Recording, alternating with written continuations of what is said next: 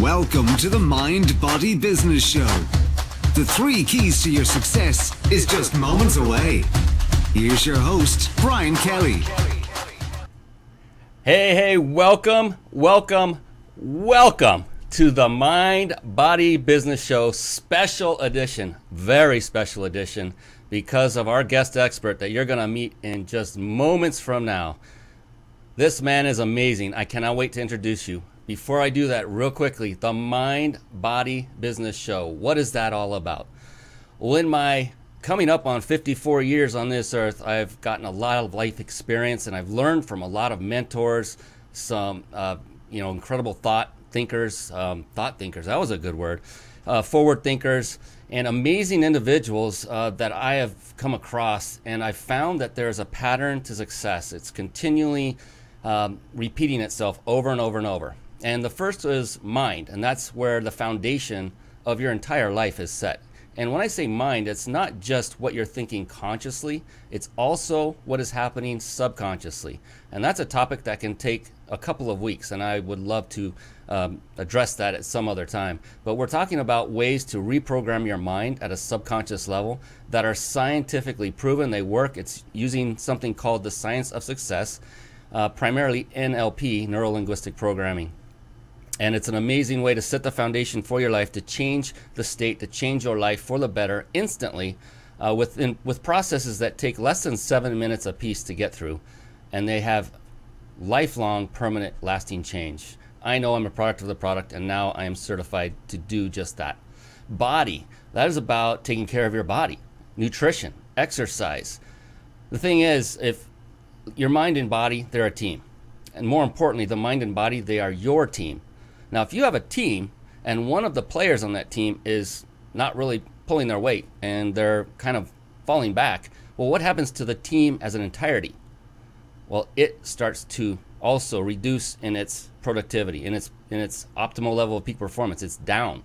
So your mind and body, they are yours. They are part of your body. If you're not operating at a peak level of performance in both areas, if you haven't weeded the garden of your mind and pulled out those weeds, those negative self-thoughts, those limiting beliefs, those fears, those resistance thoughts that keep you from moving forward, well, then you may not be operating at a peak level of performance as a team. Even if your body, if you're exercising and you're feeding yourself with high-octane fuel, good food, but you're not taking care of your mind, then you're still not potentially operating at the peak level that you can operate at, and vice versa. If you've got your mind all set, you've pulled those weeds out of the garden, you've gone through the proven processes, but your body, you haven't taken time to take care of your body, well, the same thing happens. It's still bringing down that team. And then there's business. There's sales, marketing, there's systems, and building teams. And once you've mastered all 3 of those or 4 of those areas of business, then you're really doing well and operating at a peak level of performance on the business front. So this show is all about helping you to find ways to operate at your optimal level of peak performance on each and every one of those 3 pillars of success, the mind, body, business.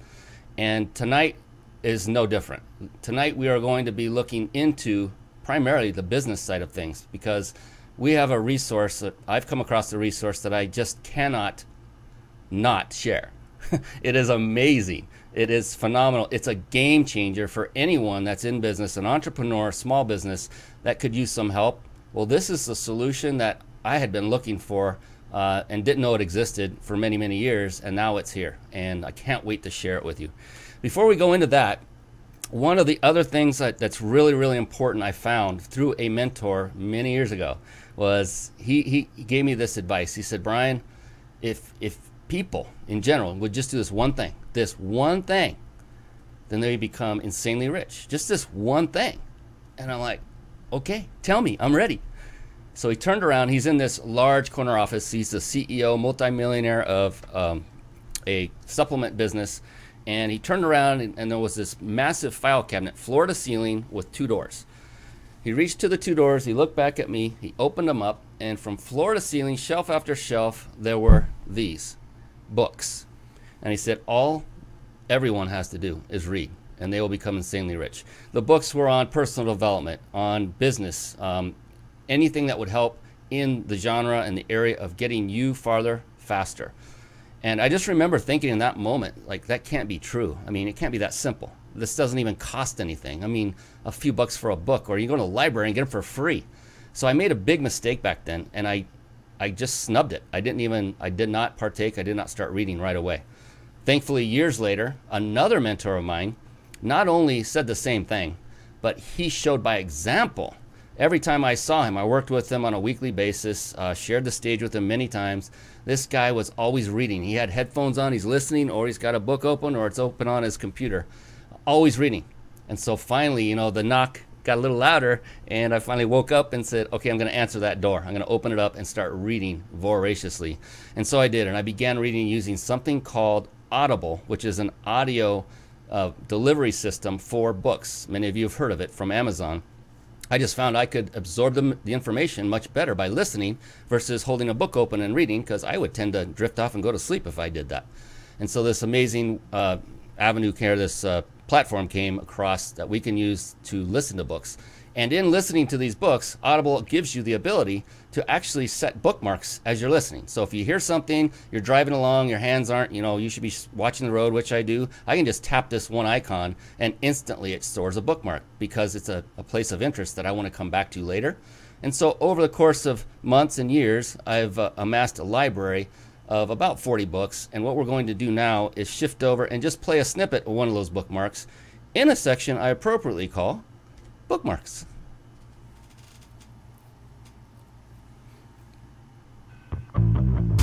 Bookmarks. Born to read. Bookmarks. Ready, steady, read. Bookmarks. Brought to you by reachyourpeaklibrary.com. There you see Reach Your Peak Library on the site. And by the way, if you're watching this show live, please just stay with us. Take notes, write down things that you want to go check out later, like reachyourpeaklibrary.com. Don't go clicking over there and looking at that while you're listening. I kid you not, you do not want to miss this special guest expert that's coming on in just a few minutes. I promise. He's coming up right around the corner. And so what I did was I put together this amazing website, not for the purpose of making money or anything like that. I just started reading voraciously. And I amassed, in this website are about 40 books or so, and I'm actually 2 or 3 behind. I need to add more. I'm reading constantly. And what I did was I only put in those books that made an impact on my life, either personally or professionally in business. And so you can see that it's just scrolling on and on and on. And that's there for you. You just click the button. If you like Audible, you click the Audible button. If you like hardcover, click that button. Whatever was available, I searched it out, and I just put the link there to go right to Amazon. So you could quickly go to books that were vetted at least by one other person that had already read them, rather than guessing and wasting time potentially on books that may not have an impact. That's why I put it together. And so what I want to do is move over to a bookmark of one of those specific books that I read, and it's very apropos for this particular guest speaker that's coming on, our guest expert. And so what I want to do is just play about a minute snippet. This is Michael Gerber from the E-Myth. Let's take a quick listen, and then we'll move on to our next segment with our guest expert spotlight. Here we go. Chapter 4, Adolescence, Getting Some Help. As governments, we stumble from crisis to crash program, lurching into the future without plan, without hope, without vision. Alvin Toffler, The Third Wave. Adolescence begins at the point in the life of your business when you decide to get some help. There's no telling how soon this will happen, but it always happens, precipitated by a crisis in the infancy stage. Every business that lasts must grow into the adolescent phase. Every small business owner who survives seeks help. What kind of help do you, the overloaded technician, go out to get? The answer is as easy as it is inevitable. Technical help. Someone with experience. Someone with experience in your kind of business. Someone who knows how to do the technical work that isn't getting done. And we'll stop it right there. So it's all about getting help for you and your business. If you're struggling, if you're a solopreneur and you're going it alone, or maybe you just don't have enough help, well, that's what this special edition is all about. And without further ado, let's jump on over and let's introduce our special guest expert. Here we go, the special guest expert spotlight. It's time for the Guest Expert Spotlight. Savvy, skillful, professional, adept, trained, big league, qualified. There he is, ladies and gentlemen. None other than Mo Abbas, the CEO of Gen M, the most amazing company and service that I have come across in a long time. Oh my goodness, Mo, I'm so happy to have you on. I want to do a quick introduction so people get a quick background of you. You have achieved a lot in a very short period of time. You're an amazing entrepreneur, an amazing person. At 19 years old, this man, Mo, founded his first two companies. Since then, he has founded or co-founded over a dozen startups, which over the last 10 years have employed thousands in industries ranging from real estate, construction, web development, marketing, and mobile applications. He is an inquisitive explorer with a long track record of success. At 26 years, he won the NKBA 30 Under 30 award. And I'll let him explain that in a moment. I did do the research. I know what that is, Mo, I promise. And he was the youngest recipient ever of the OBJ 40 Under 40 award. Again, another one I'll have him describe. He has also won the Immigrant Entrepreneur Award from the city of Ottawa. Yes, Ottawa, Canada. He is coming to us live from Canada. He is the youngest ever board director for both the Ottawa Chamber of Commerce and the Better Business Bureau of Eastern Ontario. And he is a co-founder of the Canadian General Contractors Group of Companies. In 5 years, he led the group from a basement office into Canada's leading residential design build company with $20 million in sales and design centers across the country. Whew, I'm tired now. That was amazing. Mo, how are you doing, my friend? If you don't mind, would you let people know from your own words what makes you tick, who is Mo, and what have you been up to lately? Thanks for the kind intro, Ryan. Appreciate it. Absolutely. So my name is Mo Abbas. I'm the CEO and co-founder of Gen M, which is what I'm currently focused on, my current mission right now. I've been an entrepreneur since I was a teenager, and I have a background that just kind of exactly the same ethos as you, Brian. You train your mind, you train your body, and you work on your business. And I don't know where you want me to start, how far back, or just tell kind of my personal story, or just jump right into business lessons. I'll let you guide. I mean, I think people would be curious a little bit of how you got your start into your rise to success. I mean, what were some of the common things that you found that helped you get there at such a young age? So, at a young age, I grew up the son of immigrants. We grew up very poor, and my parents did not have the experience to really teach me anything about business or making money for that sense, because they just didn't know that knowledge. And the education system certainly doesn't teach you that. So I was pretty much blind, let's say. I didn't have that knowledge. I didn't even know it existed as a child. I came across that realization a bit later in life, and I'll get to that. But there is something I always did have, and that was curiosity. I was a very curious child, always asking questions and learning. And I wasn't afraid to work hard. And that's something that's kind of stuck with me throughout my whole life, is hard work and the ability to learn, as being a curious child. So when I was 17 years old, an event happened in my life. It was a personal event. You get your heart broken. And at the same time, I also got beat up by a bunch of other boys at the time. And that really got me to reflect. And I think that a catalyst is a very powerful thing. There's a few things that could really be catalysts in your life. Obviously, something related to your health could change your life very quickly. Something related to your emotions, so how you feel, getting your heart broken as a young man could make you change and reflect deeply. And getting beat up could make you reflect and think about, what are you doing with your life? And at that time frame, I really went through some deep reflections and was not happy with my life and was no longer going to accept the man that I was. I'm the same man I was as a boy, ultimately, because that never really changes, but you just kind of grow and you evolve. So I took that opportunity, and I got lucky actually. I got offered a few contracts to work in telecom across Canada and the US, and I took those contracts. And I was 18 years old at the time, and I was able to make a lot of money for somebody who was very poor growing up. I was getting paid very well and working a lot of hours. And it really gave me a different perspective because I had never really left Ottawa. It's been my hometown, never really had an opportunity to go anywhere, didn't really see what was out there in the world. So when I was in BC, I really got to connect with nature. I was in the deep forest, got to really find out who I am. And then I got moved to Palm Beach in the Miami area.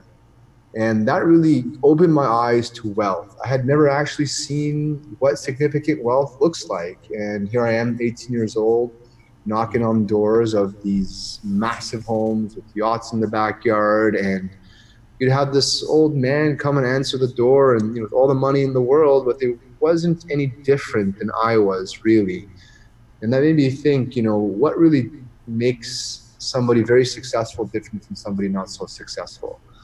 And, I came back to Ottawa with this new perspective that I didn't have when I left. And, traveling does that sometimes, especially if you do extended traveling. And, I'm a really big believer that if you want to change your perspective, really the easiest way to change your state, your mind, your perspective is to change your environment. You literally physically change where you go. And I did that, and it gave me this enlightenment. And I came back to Ottawa with that. And so what I did then is I had always been a voracious reader. So I would read a lot of fantasy books, obsessively, in fact. I would read them sun up to sundown, like nonstop. So I changed from reading fantasy books to nonfiction books. And I had a goal in mind, and that was to really sculpt my mind, my body, and build a significant business. The body aspect of it, I had already been making a lot of progress on. So, as a teenager, 16 years old, I was overweight. I had no sense of style, and I was just never went to the gym. I didn't even know how to work out. So I taught myself how to work out. And then by 18, I had the body that I had it was a ridiculous body for, I say this now, but as I get older, but I was super fit, essentially. And that stuck with me, by the way, and I'm still a fit dude. But I really focus on the body aspect of it because I believe that, your body is the easiest thing you can control. You can see immediate benefits within like a month or two of training your body and improvements. And it increases your abilities. The body is an outlet for the mind. So with this new body, I was able to do things I simply could not do before. Work longer, faster, stronger. And from there, I had the body aspect doing a good job on. I had mentors as well. Mentors are very important. You don't have to, I had mentors at the gym that I would talk to sometimes. But my main mentor for the body aspect was Arnold Schwarzenegger. I just followed him and read everything he had and followed his methodology and used him as a mentor, although I had never really met the man before. And so here I was at 18. I'm back in Ottawa now. And, I'm like, well, what do I do with my life? And I started setting goals. Very simple things, right? Now it's for me, it's obvious. I do goals all the time now. But back then it was like this new thing. And I wrote them down. In fact, I wrote them on my mirror. So I would see them every day. And I still remember them. It was pipe power, I called them. Personal, intellectual, political, and economical goals. And I really started building my knowledge base up because if you're going to be a creator and you're going to build a business and you're going to be a better decision maker, you need to have a bigger database that you can easily retrieve information from. Now we have Google, so it's kind of like an external mind for you. Back then, I didn't have Google, but even still, the act of searching is not the same as having it in your mind. You can quickly reference and make connections with. So I started building my database. I didn't go to school. I couldn't afford to go to school, nor did I believe in the education system. It just didn't make any sense to me, at the time. So what did I do? At 18, I went to Chapters every day. So it's a bookstore. And I would spend 8 hours a day in Chapters. And I took my love of reading and I started reading books on psychology, on self-help, on business, on a lot of the books you actually showed are books that I read as well. And just building that database. And then you kind of start seeing common patterns among the knowledge that you're gaining, right? Yes. And from there, it just gave me more confidence. I was able to do things that, or I knew things that kind of opened my eyes out, right? And when you start believing something, whether you think you can or not, you're usually right. So I started believing that I could do more and I could be more. And from there, I started a landscaping business. And, as a 12-year-old child, I used to go door to door selling chocolates to help my parents with a little bit of extra income. And I was very good at that. I was a very good salesperson. That's one of my core competencies now. So I did that again, but I sold landscaping at a significantly higher price. It was really easy for me to do. And I was already fit. I could do the work on the spot. And I was making like $300 to $500 a day in cash. As an 18-year-old, that's pretty good. And I was working, I was out of Chapters or going door to door selling. And saved up even more money that way. And then eventually I built a crew. And then eventually, that grew into a business. And then from there, by age 19, 20, I sold those companies to a competitor, a local competitor. Because why did I sell them? I said, how big is this market? What impact am I really going to make? How much money could I do? I started asking questions that couldn't really be answered with the current business I was in. So I pivoted out of landscaping into construction. And I've always been, my default mode is yes, do it, let's do it. I'm an action kind of person. A lot of people, they kind of get paralyzed in fear.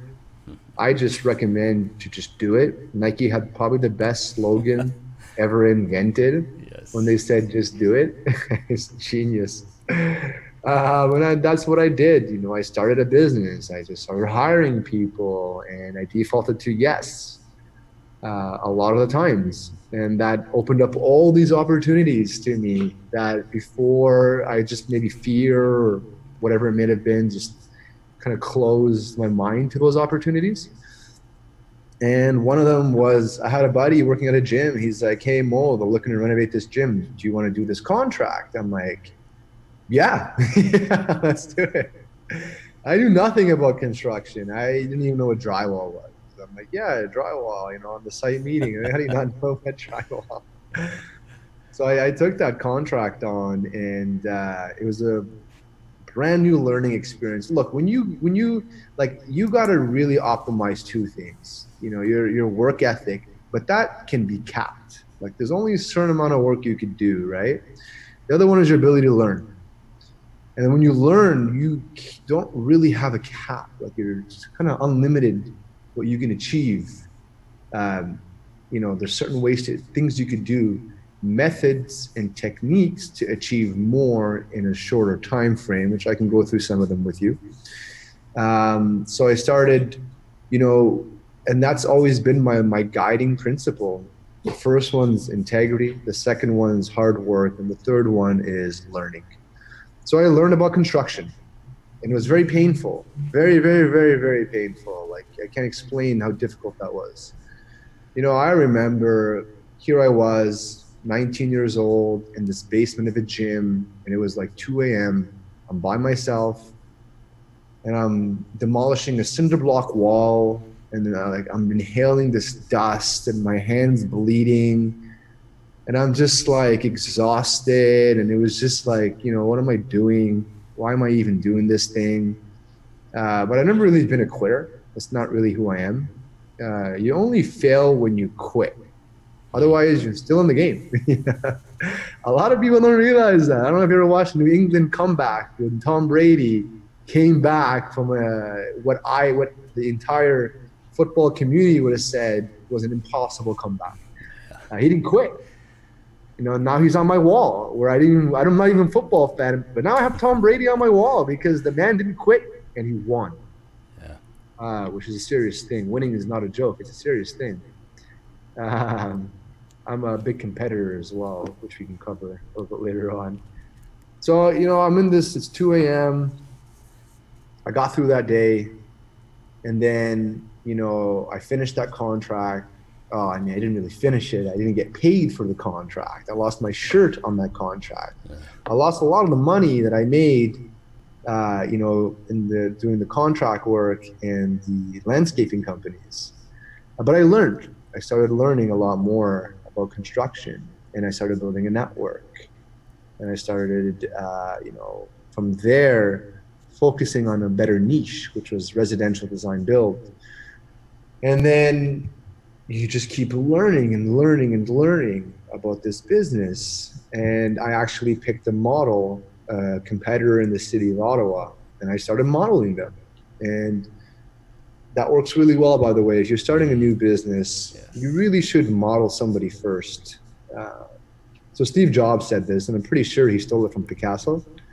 And he said that good artists copy, great artists steal, right? Yes. So they had a whole bunch of, this competitor had a whole bunch of smart things in their business. And we took those smart things and we made them our own.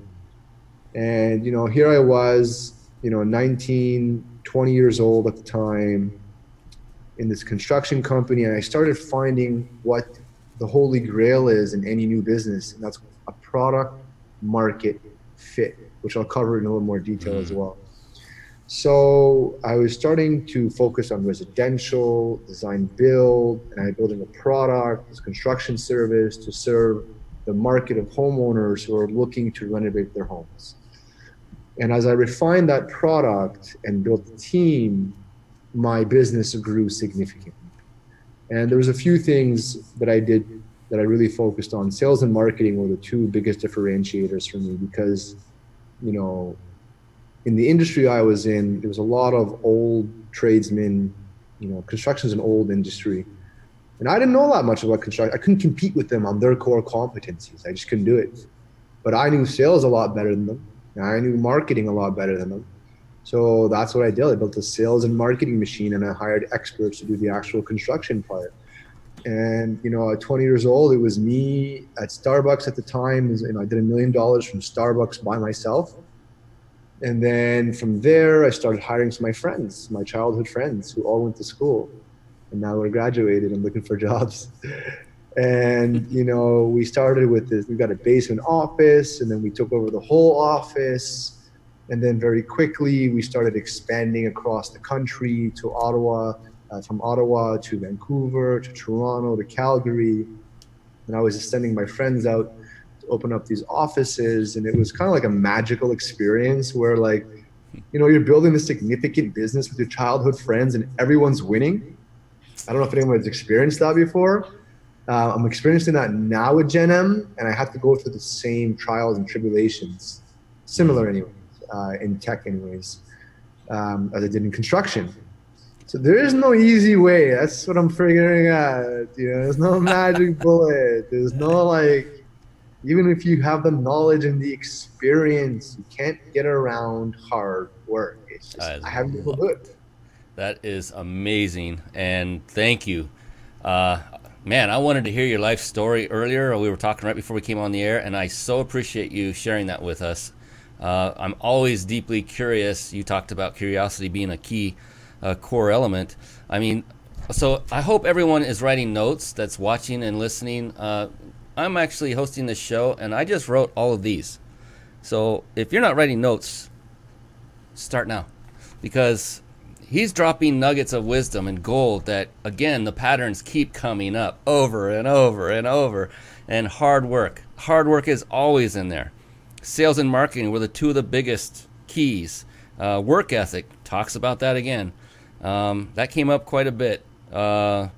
Continually learning, that was a huge point. I know a gentleman recently that is becoming my mentor who's 64 years old, and he acts like he's in his 20s with his energy and vitality and his willing and drive to learn. He's always learning. And he's very successful already. And what a boring life it would be if we stopped. Don't you agree, Mo? I mean, what if you actually reach the absolute pinnacle, which I don't believe exists, by the way, but you reach that pinnacle that maybe you define for yourself, and you say, okay, good, I can cash it in. I'm just going to swing on my hammock and sip on umbrella drinks and maybe go golfing now and then, but I'm done. I'm cashing it in. It's like, I could not imagine that. I can, you can take a break, right? But not live your life that way. Yeah, I agree. Yeah, so it's like, it's not fulfilling. You're very similar to all of the entrepreneurs I've interviewed and myself, as far as you have that drive. You just have that drive to keep going, to work hard.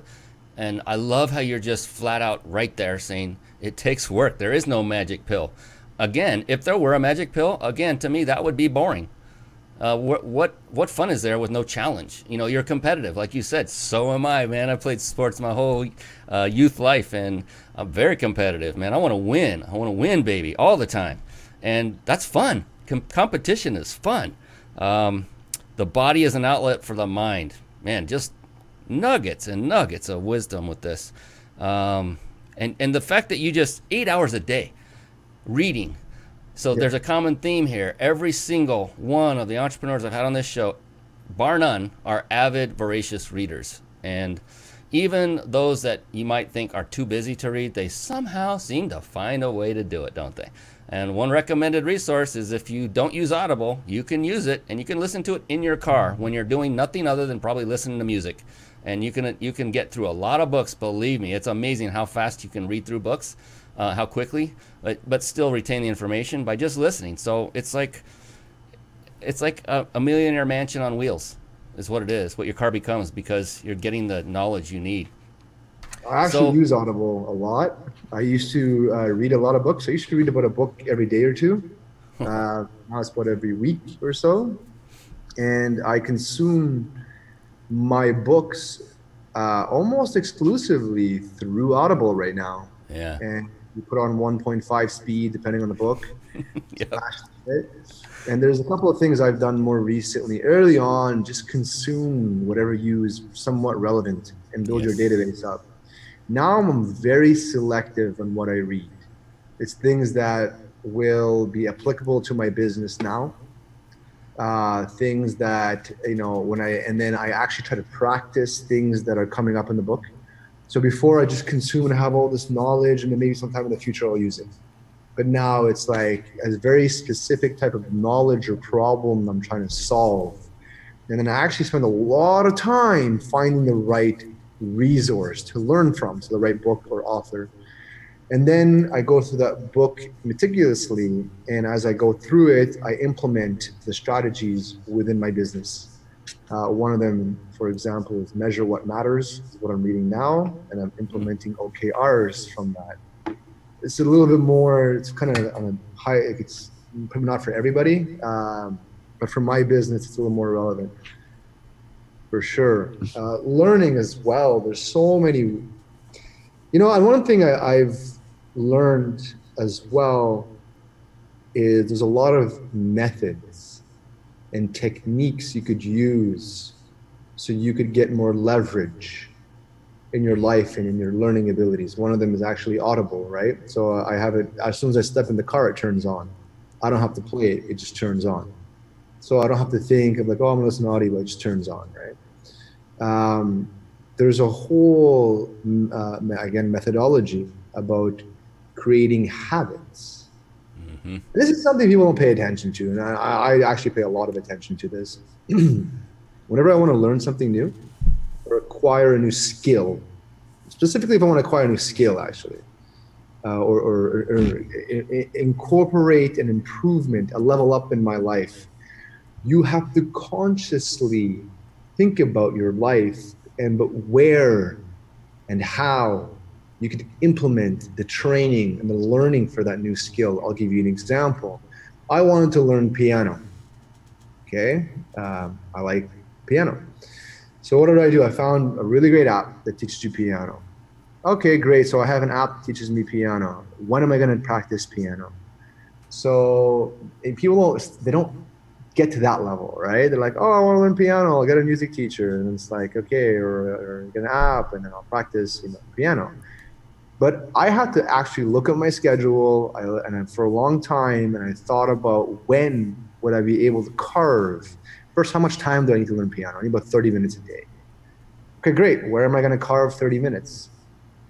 Oh, I can carve it in the morning, and I could practice in the office, but I don't have a piano in the office. Okay, well, let's get a piano in the office. So I got a piano in the office.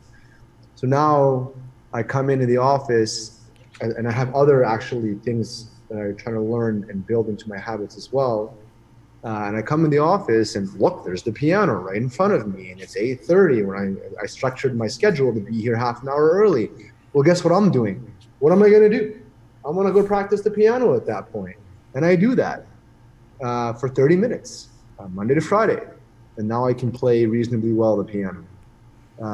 Just one example of a habit loop that I consciously built into my routine.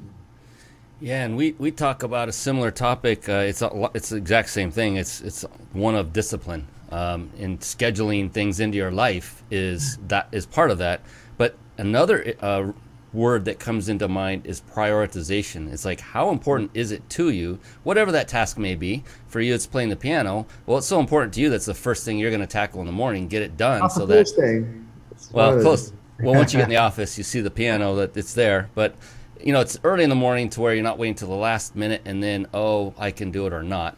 But everyone's different. As long as you have the discipline and schedule it. That's the thing that, one of the last things on earth, I started out my life as a corporate employee, and everything was scheduled for you, right? And they told you what to do, when to do, and how to do it. And then as I transitioned into entrepreneurship, I thought, oh, great, now I can do whatever I want, whenever I want. And now I'm learning more and more all the time. It's just the opposite. You need to be even more scheduled, more regimented, more disciplined. The good news is, though, who gets to make up that schedule? I do. So that's the biggest game changer. So I've gotten in the habit of scheduling, and everything you're saying is ringing true. It's get up, and hour by hour, I have a schedule every day of what I'm going to be doing the next day. Down to taking a break and going and eating and everything I can possibly put in there. And I do the best I can to adhere to it. Don't always hit it perfectly, but I get a lot more done, and it's a lot more productive. So everything you're saying is ringing so true, so true. Jocko Willink had a book, Extreme Leadership. It's a great book. If you haven't read it, read that book. And disciplines are one of the big things he talks about in that book. So I'm an extremely disciplined person. And I think every entrepreneur is extremely disciplined. I'm a little bit extreme in my discipline. Like, I eat the same lunch every day, just to give you an idea. For me, I wanted to do a meatless Monday, so I don't eat meat on Mondays, just for discipline. And obviously there's health benefits and environmental benefits to that. Another thing is time restricted eating. I'm like, okay, I'm going to restrict my feeding time now. And then, I did that. So, I wake up at the same time every day. The first thing I do every morning, I obviously get ready, and then I go to the sauna. And I spend 20 to 30 minutes in the sauna doing stretches, being mindful, and breathing exercises. Start the day right. It's a lot of work. It's hard work, man. Like waking up, hitting the sauna, and doing stretches, yoga in the sauna with breathing exercises, Monday to Friday, without fail. That requires a certain level of discipline. And then you come in, you practice piano. And you haven't even started the day, your work day yet, really, right? Right. Discipline is extremely important to success. Another thing is people need to know what they can and can't do. I've seen so many people fail because it's just you can't do it. It's just unrealistic. I've become very, very good at knowing my own ability. You got to really pay attention to yourself. You know, be mindful of your mind and body and what you can and can't do. You know, like I know what foods make, how certain foods make me feel, right? People don't pay attention when they eat, right? Oh, why do I feel a little foggy, a little lighter, a little heavier? You know, my mind's not as clear. Oh, maybe the food has something to do with that, which is why I eat the same salad every single day, Monday to Friday, because I know the result it's going to get, right? But that's what you got to do if you want to win. And ultimately, as a business, it's about winning. I hate to say it, you know, but you got to win. First thing for me is mission. But I got to achieve my mission. And if I want to achieve my mission, I got to do everything possible to win for me and my team. You know, I compete every day. Every day of my life, I compete. Whether I go play basketball, pick up basketball, whether I go play a role and do jiu-jitsu, you know, or whatever competition, every single day I compete and I win. I don't just compete, actually, I win. Very important thing for me, to compete and win. So, and that builds up mindset, right? Like, you know, I play basketball, for example, and I'm playing against these guys, and like they're trying to win, but they're not trying hard enough. They don't have the same will I have. Yeah. They're better basketball players, but their will is not as strong as mine. They don't work as hard as me. They're not learning as quickly as me. Oh, that's your pocket. I'm going to stuff your pocket. You don't pay attention to my pocket, but I know your pocket, right? So like you learn about the game of basketball. Although my skills, I'm older now. I'm not, you know, as skilled as these young guys, but they can't win anymore. That's so true. I can't say how many, I mean, in all the days I played sports, how many times I saw someone that I knew did not have the talent, you know, God-given talent at the level of the other players, but somehow that guy was always starting because they had the drive. They had that, what you're talking about. They put in the effort. They wanted to win. They wanted to play more than those that had the talent.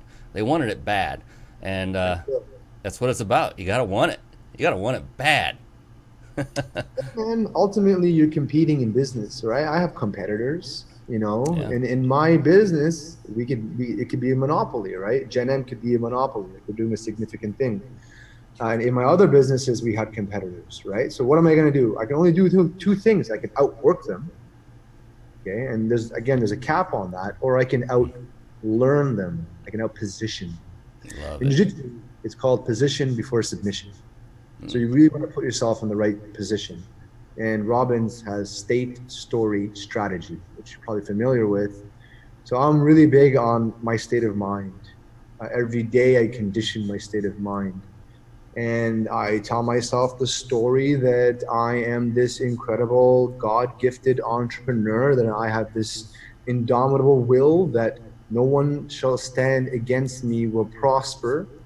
And I believe it wholeheartedly. And I have a mirror that I look at that reflects this, and my goals that I look at that reflects this, and my team is as hungry as me, you know, and I put myself into forced functions, which is another technique where I have to deliver on the results because I either set a deadline that's known to the team. This is a forcing function. So if you want to go to the gym, for example, or call your friend, tell them, let's go to the gym today at 5 p.m. Get the confirmation from them. Well, it's kind of hard for you to bail now if you told your friend you're going to meet them at 5 o'clock. So it forces you to hit that function. One technique that I use. Accountability built in. Yeah. A lot of little things like that. Like there's so many. And as you get older, you start stacking, right? You start stacking these techniques and methods. And then eventually you become like a black belt in business. It's a legitimate, you could get more and more knowledge. But you have to be able to practice these things. Eh? It's not just like, oh, I know how to, in theory, I know how business works. Like in theory, I know how to submit somebody in jiu-jitsu. Not really. You got to be able to do it. Right. That's why I love jiu-jitsu. It's because black belts are practitioners. You know, they actually are able to do the submissions. You cannot be the real black belt in Brazilian jiu-jitsu. It's just not, you're just not going to do it unless you're on that level. Hey, when it comes to the topic of getting help, you've mentioned that several times, and that you've got, you know, you started with your high school buds, and then, you know, I'm sure that it's got to expand beyond that to scale a business bigger. And I wanted to bring this point toward what you're doing with Gen M because it's that important for everyone to understand what's going on. How important would you say it is to have good employees for your success? I mean, how important is that? Your business is people. My business is people, ultimately. You know, the people build the products that you sell. The people service your clients. Jack Ma says, take care of your people and your people will take care of your clients, right? So I'm a big believer in that. And for me, what I've done is as a small business owner, just to give you, I used to, and I was still do this now with Gen M actually, is I would bring on students into my business and I would train them, grads and students, and then I'd end up hiring about a quarter of them into my business. And I brought them on as, unpaid interns or volunteer interns or apprentices, and I would train them. And these are students, give you an idea, like these are people that would come to me and I put up like a marketing internship ad and I would get like 200 applicants or whatever it was, and nobody was hireable. They were not hireable at all. They didn't know anything about, they didn't have basic training even. And it was such a hassle to like coordinate that. But some of them begged to come work in our businesses, and being opportunistic small business owners, we ended up bringing them on board and training them. And we got a tremendous benefit from these students, and we ended up hiring a quarter of them. It was a fantastic way actually of finding talent. As we were growing, I was able to cherry pick the best students that we worked with. It was a quarter of my staff came from that method. And, for us, it really gave us an edge over competition because we didn't have the resources they had, right? The number one cost in a business is wages, number one cost. So if you're able to get a student to help you unpaid as part of their training, that could go a really long way for a small business owner. And it went a long way for us. And then we ended up training them, and they ended up either getting hired by us or leaving and getting jobs immediately after training with us. And we said, wait a second, these are students that are in school and they graduated and they spent all this money in 4 years. They were unhireable when they applied to our job. Now they train with us for 3 months and they're hireable now. Like everyone's looking to hire these people. So we did a better job preparing them for the job market and the post-secondary education that they went through. Well, maybe there's something there because there's a lot of people that have this problem. A lot of students have this problem. And I know as a small business owner, the value that I'm getting from these students. So it makes sense for me. I said, well, what if there was a way we could build a marketplace to make it easy to find these students and work with them? And what if, we could set the rules up front that it's going to be unpaid because they're still in training.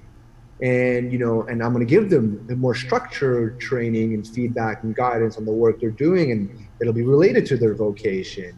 And it'll be 5-10 hours a week. So there's rules involved and max it. So what if we could build this like marketplace that connect businesses and students, and educational marketplace? On the business side, they get this help that they desperately need to grow their business. And on the student side, they get the experience they need that they desperately need to get into the job market. And that was kind of the start of Gen M. And we started with that idea and this vision, of creating a free education system. That was the vision that anybody could access that would lead to jobs. It is the most brilliant concept I have ever seen. And one of the reasons I wanted to bring you on this show, Mo, was to lift it so that others can see it.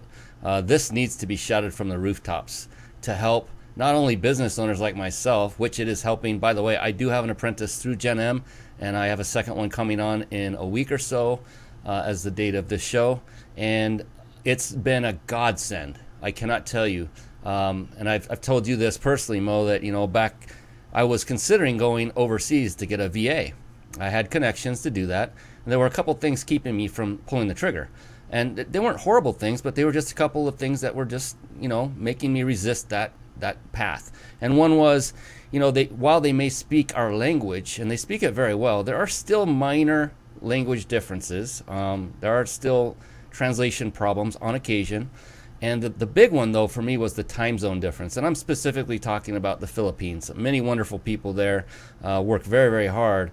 I didn't like going through this in a support ticket-like atmosphere. And by that, I mean, because of the time zone difference, if I gave them a task and they misunderstood the task and did something different, or the task was done incorrectly just outright, I wouldn't know it till I woke up the next morning. I'd have to then message them however I messaged them to let them know that we got to correct that. And they won't get to it till they wake up the next morning. So it's like a support ticket system where you have to wait a day or more to get a task complete. Well, with your brilliant system, from what I've seen, and I could be wrong, but most of the applicants, the apprentices that want to be apprentices, are coming from the United States and Canada. I've seen a few from outside. The thing is, you as a business owner get to choose. I get excited about this. I'm getting passionate again, Mo. It's phenomenal. You get to choose. The thing that Gen M and Mo's company does is they match you to each other.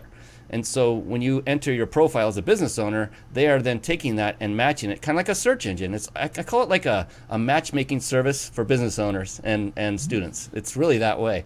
And I kid you not, the one that was on the top of my list, there was a list, a nice long list of candidates that matched my profile. The very first one was the one I ultimately, I chose her in less than an hour after looking at the other profiles. I said, the first one was the one. And she's been my apprentice for over a month and a half, and she is rocking it. It's an amazing service. They are hungry. They are eager for knowledge. They're eager to beef up their resume so they can be more employable, or they want to get the skills necessary to become an entrepreneur or a consultant. It varies. And it's just such an amazing, 5 to 10 hours a week, so they're able to continue their studies if they're still doing that, or they get to continue doing their life, which everyone seems to have, by the way. It's amazing. And 10 hours may not seem like a lot, but it actually, my current apprentice is getting a ton done. Jessica, I love you, by the way, if you're watching. She's amazing. And 3 months, it sounds like a short period of time. It's been a month and a half. And it's going to be over too soon, in my opinion, just because I really enjoy working with her personally. But I get it. Let's not abuse the system. 90 days is plenty of time for them to acquire skills, to beef up their resume, to give it another shot in the marketplace, to see what out there they can now go work for. They now have experience with a business that they can put on their resume. I mean, no one else does this, to my knowledge, Mo. And the other fact is VAs are very inexpensive, typically, across overseas. With your Gen M system, it's actually less than hiring a VA from the Philippines. It's just a lot less. Lot less, exactly. And we're going to talk about, if you don't mind, how business owners, will address them, how they can ultimately get your services for free for life. Would that be all right? Yeah, absolutely. Yeah, no, so we have, you nailed it. We connect businesses with students. We're in the relationship business. Yeah. I'm a big believer of community and relationships. Ultimately, like I said, the people build their business. And you get matched with 100+ students. You chat with the ones you like, and you find somebody you like. We have one-click labor contracts in the platform. Yeah. So it's super easy to onboard your apprentice. It's like you found somebody in a day, they start the next Monday. Way easier than hiring somebody on salary or staff. And it's $49 a month to become a member of Gen M. This is a self-serve. You get matched with students. You chat with the ones you like. We have tools available. We're actually building a ton of tools right now to enable you to collaborate better with your apprentice, like checklists and progress reports and gradings and notifications when they're online, which will allow you to get way more out of your apprentice. That's in the pipeline right now too. And it's very, very affordable. $49 a month gets you approximately 40 hours of work from a student marketer. It's billed quarterly. You get one apprenticeship credit every quarter. You can choose to renew or not renew depending on where you are in your business. We're rolling out another product right now where it's more of a concierge, where we actually match you with the top 2% student in our platform. You have a dedicated account manager who helps you onboard with your student and build a little marketing plan for the 3 months. And this is for businesses who are a little bit more busy, maybe don't want to find a student marketer. They just want somebody who is a little more experienced, perhaps, and they get a little bit more of a concierge service. That's a different one-time fee for that. So we have these two options. I don't know anything more affordable. Maybe it's out there. I haven't seen it. I spent a lot of time looking.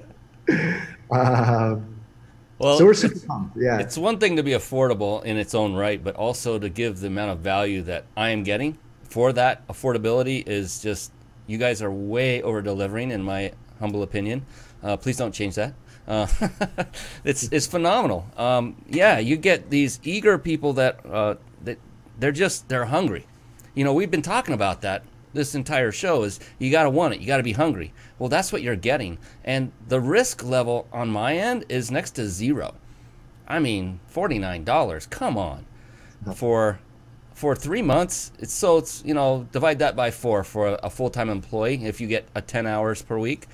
If you do the math, I'm going to give you a link here in just a moment, or I'm going to show one and then verbally say it, where you can go and your first apprentice will come at the equivalent if you get the 10 hours a week out of them, which I can help you with how to pre-frame your calls to make sure that you're screening for the right people. I've really put together a full strategy for this outside of what Mo, I will definitely pass it by you to make sure it's on the up and up for you. I'm always respectful of your business.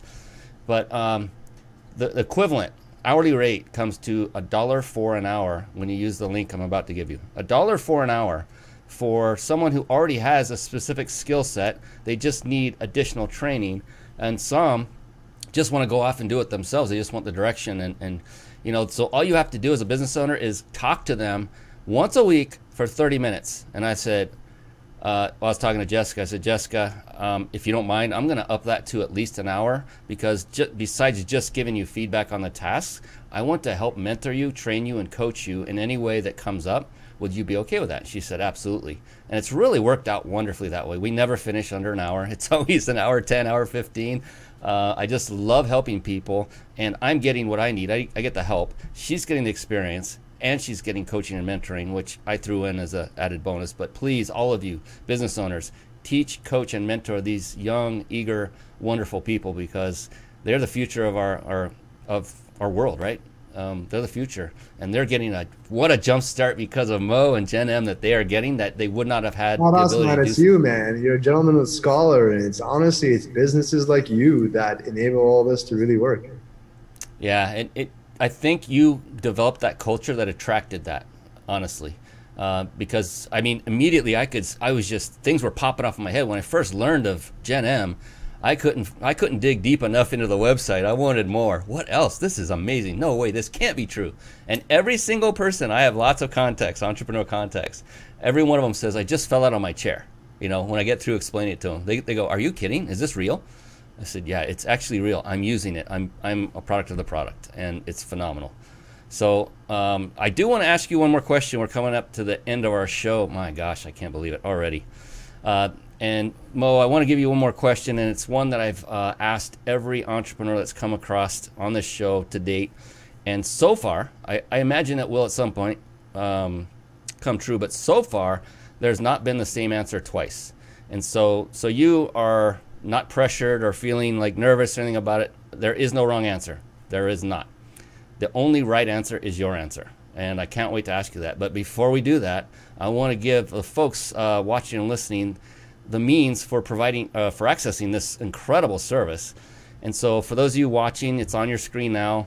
There's two ways. The easiest would probably be to text the word apprentice to the number 661-535-1624. That's apprentice with 2 P's to 661-535-1624. Or you can go directly to the URL on the screen, apprentice.reachyourpeakllc.com, and you'll get instant notification. You'll get the link to go check this out and dig in, get questions. Another thing I love, we could go on all day and all night and every day in between on this, Mo. The thing I love about Mo's company is his team also vets every single business owner to ensure that they have what would bring value to their prospective apprentices. And I really appreciated that, the fact that you guys went to that extra mile. So every one of you that signs up using that link will get a schedule link to talk and onboard and see if you're a fit. Because not everybody will be. I hope not. I hope that some are turned away. I can only imagine. That it keeps the quality up high. It gets the apprentices. Nobody's time's wasted. And on the flip side, you didn't mention it much, Mo. You kind of touched on it, but the apprentices get included. They get all this training, all these training modules. And I actually asked Mo, I said, hey, I want to access this. I want to see what they're learning. Because so far what I've heard, the feedback I've gotten personally, is they love it. They think it's really high quality. And she's actually referenced the training when we talk. And as a business owner, this is so different from employer-employee relationship. I want to make that very clear. I said from day one to Jessica, I said, I just want you to know that you don't work for me. You work with me.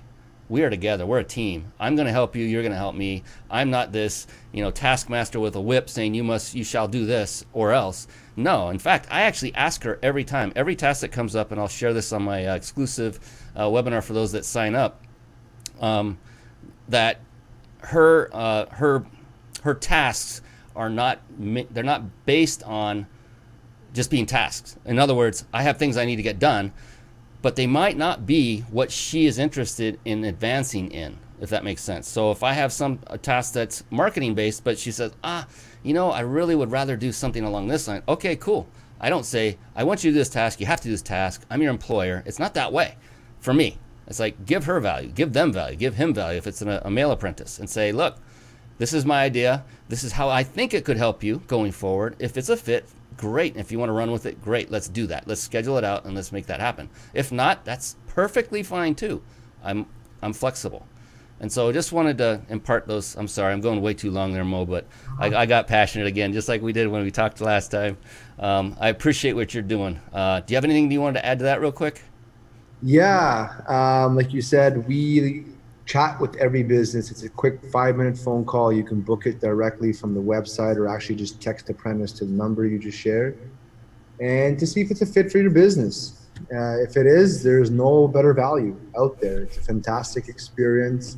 It's a modern day apprenticeship. It's like you're working with somebody who really cares about your business. That's why they're there. They're there for the experience of working with you. They chose you.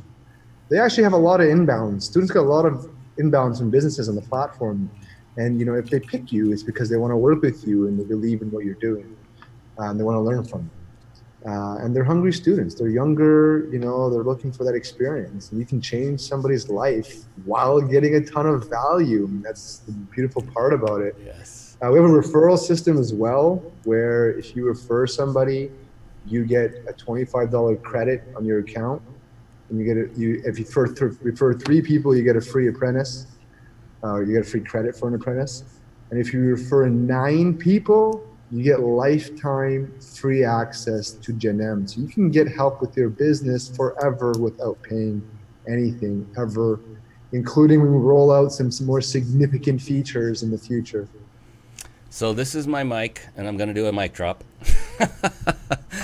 Wow, that's the part where all of my buddies fall out of their chairs. They're like, it's already such an affordable and no-brainer type of service, but then to say, well, you can earn it for free with just 9 referrals. I'm like, wow, amazing. So definitely check out that link that I put up earlier. And if you can't find it and you're watching this as a recording, go ahead and reach out to me personally. I'll send it to you directly. Not a big deal.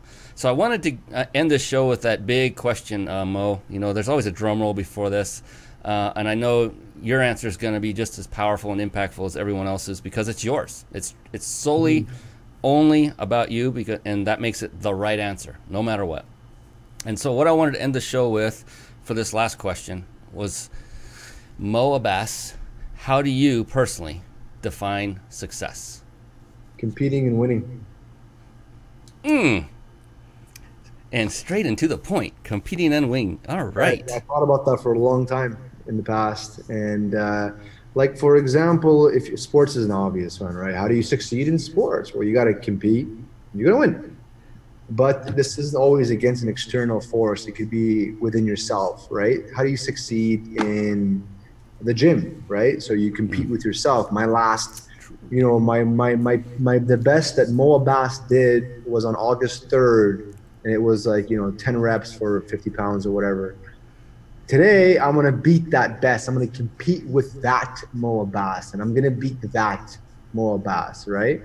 You know, so it can be in any domain. It does not matter. You know, you can compete and win as a cook. You know, you can compete and win in piano.